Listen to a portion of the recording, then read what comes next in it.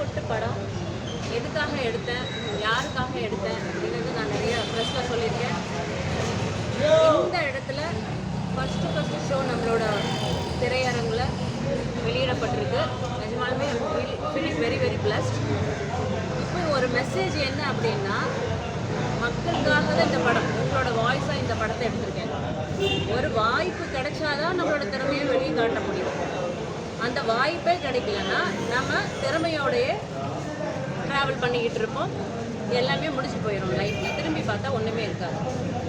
நம்மளோட வாழ்க்கையில் ஏதோ ஒன்று சாதிக்கணும், செய்யணும், நம்ம வந்து படிச்சிருக்கோம், திறமை இருக்குது அப்படின்னா நம்மளுக்கு கண்டிப்பாக வாய்ப்பு கிடைக்கும். அந்த வாய்ப்பு நம்மளோட படிப்பு திறமை அதோட வகையில் தான் இருக்கணுமே தவிர மற்றபடி ஒரு டிமாண்ட்ஸ்னால இருக்கக்கூடாது அப்படிங்கிறது தான் இந்த படத்தோட ஒரு கருத்து.